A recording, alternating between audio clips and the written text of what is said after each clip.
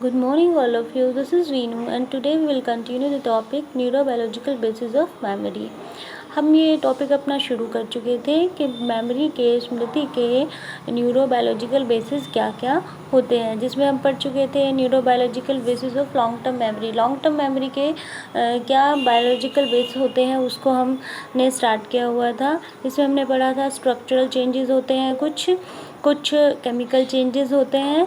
अब हम बात करते हैं मॉलिक्यूलर थ्योरी के बारे में। मॉलिक्यूलर थ्योरी मीन्स आणविक सिद्धांत, अणुओं का सिद्धांत। तो इस सिद्धांत के अनुसार जो आरएनए और डीएनए जो है, जो कि जीन के प्रमुख स्ट्रक्चर हैं, उनका रोल लॉन्ग टर्म मेमोरी में होता है। लॉन्ग टर्म मेमोरी में इनकी भूमिका होती है, और इन दोनों में से सबसे ज़्यादा स्पेशली भूमिका किसकी मानी गई? आरएनए की, जिसका फुल फॉर्म है राइबो न्यूक्लिक एसिड। अब आरएनए की भूमिका एलटीएम में कैसे है, इसको प्रूव करने के लिए, इसको दिखाने के लिए बहुत से साइकोलॉजिस्ट ने स्टडी किया, अध्ययन किया, और अध्ययन के आधार पर इस बात को प्रूव किया कि हाँ, जो मेमोरी होती है, किसी चीज़ को मेमोराइज जब हम करते हैं, लर्न करते हैं, तो उसमें आरएनए अपनी भूमिका प्ले करता है। कैसे किया? हाइडन एंड गाजी ने 1963 में एक एक्सपेरिमेंट किया। उस एक्सपेरिमेंट में उन्होंने रैट्स का 2 ग्रुप लिए, एक था कंट्रोल ग्रुप, एक था एक्सपेरिमेंटल ग्रुप। तो जो एक्सपेरिमेंटल ग्रुप था उसमें उन्होंने चूहों को जाली पे चढ़ने का, एक जाली पर चढ़ने की एक्टिव ट्रेनिंग दी, और दूसरा समूह वो था कि जिसको कंट्रोल ग्रुप था, उसको उन्होंने कोई एक्टिव ट्रेनिंग नहीं दी थी, उसको कोई प्रशिक्षण नहीं दिया गया था उस ग्रुप के चूहों को। फिर बाद में जब कुछ समय बाद ट्रेनिंग देने के बाद इन दोनों समूह के जो चूहे थे, उनका जो वेस्टिबुलरी न्यूक्लियस था, वेस्टिबुलरी न्यूक्लियस के जो न्यूक्लियाई होता है, वेस्टिबुलर न्यूक्लियस के न्यूक्लियाई में पाए जाने वाले जो आरएनए का, देखो जो बैलेंसिंग का काम होता है ना, पर्याप्त बैलेंस बना के रखना, तो इसका कंट्रोल एक खास तरह के न्यूरॉन से होता है जिसको वेस्टिबुलरी न्यूक्लियस कहा जाता है। तो अब इन्होंने क्या किया कि जब इन्होंने रैट्स को जाली पे चढ़ने की ट्रेनिंग दी एक ग्रुप को, और एक ग्रुप को इन्होंने ट्रेनिंग नहीं दी, जो कि हमारा कंट्रोल ग्रुप था। तो अब इन्होंने इन दोनों ग्रुप के रैट्स जो थे, उनका जो वेस्टिबुलरी न्यूक्लियस था उसको निकाल लिया।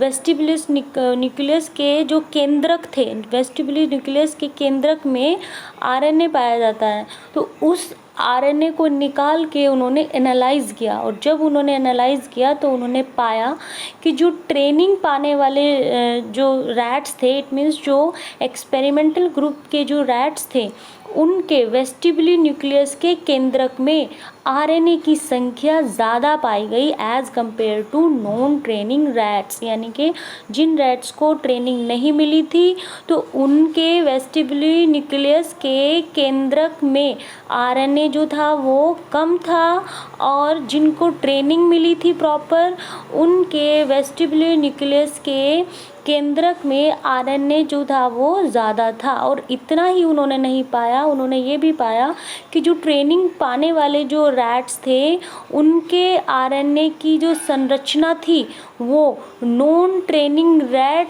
के आरएनए से थोड़ी भिन्न थी, थोड़ी अलग थी। इट मीन्स के उन जो ट्रेनिंग वाले रैट्स थे, उनके आरएनए का जो स्ट्रक्चर, जो संरचना थी, वो नॉन ट्रेनिंग वाले रैट्स की संरचना से बहुत अलग थी। तो इससे भी उनको पता चला कि हाँ, जब व्यक्ति कुछ लर्न करता है, कुछ सीखता है, किसी को अगर कुछ सिखाया जाता है और वो उसको अभ्यास के थ्रू मेमोराइज कर लेता है, तो उसके जो है आरएनए में, उसके आरएनए में चेंजेस आते हैं, आरएनए में परिवर्तन होता है। तो इस तरीके से जो आरएनए है वो लॉन्ग टर्म मेमोरी के निर्माण में अपनी भूमिका अदा करता है। इसी बात को प्रूव करने के लिए एक और साइकोलॉजिस्ट हुए जिन्होंने स्टडी किया, जिनका नाम था फ्लैक्सनर।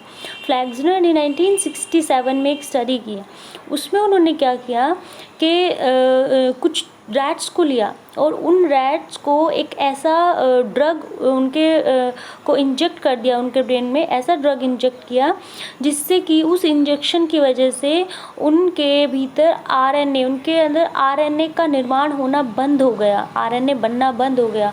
और उसका रिज़ल्ट उन्होंने ये देखा कि जब ऐसा हो गया तो वो अपने वो सिंपल साधारण काम को भी वो नहीं कर पा रहे थे, बहुत सिंपल चीज़ों को भी वो रिकॉल नहीं कर पा रहे थे, जो कि बहुत इजी थी, जिसको बहुत पहले बहुत इजीली आराम से कर लेते थे। और ना ही उन एक्सपीरियंसेस को वो याद कर पा रहे थे, ना ही उन साधारण कार्यों को वो कर पा रहे थे जिन्हें वो पहले बहुत ही इजीली कर लेते थे। तो इस अपने अध्ययन के आधार पर उन्होंने इस बात को प्रूव किया कि जो एलटीएम होती है, लॉन्ग टर्म मेमोरी होती है, लॉन्ग टर्म मेमोरी में जो मेमोरी ट्रेसेस का स्टोरेज होता है, जो मेमोरी ट्रेस स्टोर्ड होते हैं वो आरएनए की वजह से होते हैं, उसमें आरएनए का रोल होता है।